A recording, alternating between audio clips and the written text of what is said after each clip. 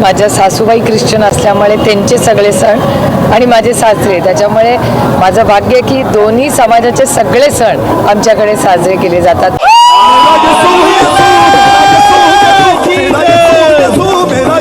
सुप्रिया सुळेंनी मटण खाऊन महादेवाच्या मंदिरात दर्शन घेतलं. अल्पकष्टी ओटी वाटतं, अल्पकष्टी ओटी वाटतं.